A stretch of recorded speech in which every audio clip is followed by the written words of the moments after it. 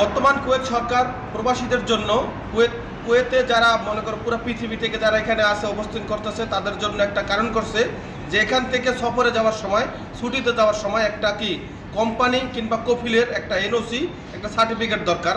এই আইনটা করছে, এই আইনটাকে আমি সাধুবাদ জানাই।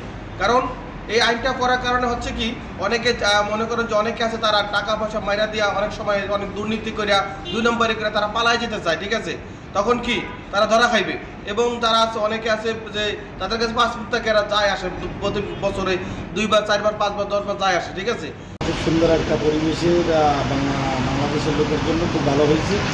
এই কাজটা দুর্নীতি হবে না। এখন ইনশাআল্লাহ যারা যাবে তারা সার্টিফিকেটটা দিয়ে গেলে সরকারি কানুনভাবে খুব ভালো। আপনারা যারাই যাইতে চান এই কানুনভাবে কানুন মেনে আপনারা সুন্দর করে এই কাগজপত্র নিয়ে সার্টিফিকেট নিয়ে যদি যান আপনার জন্য সুবিধা, যারা যাবে তাদের জন্য সুবিধা, সরকারের জন্য সুবিধা। এটা ডকুমেন্টস রইল। আর কিস্তিতে যারা মোবাইল নেয় এরা দেখাচ্ছে একবার চলে গেলে আর ফিরে আসে না।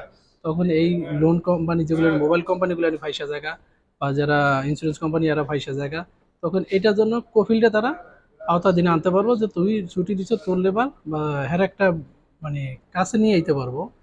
তাদের জন্য একটা সুবিধা বোধ হবে। আর যারা চলে যাবে আর ফিরে আসবে না তাদের জন্য তার কোনো চিন্তা ভাবনা নাই, কিন্তু ফাইসা যাবে কফিল। তো এই কারণে এই নিয়মটা করছে, খুব ভালো নিয়ম করছে একদিক দিয়ে। আর যারা কোম্পানির আওতা আছে এরা তো কোম্পানিতে অবশ্যই পারমিশনটা দিবে ২ মাসে ১ মাসে যে কয়দিনের ছুটিতে দেব।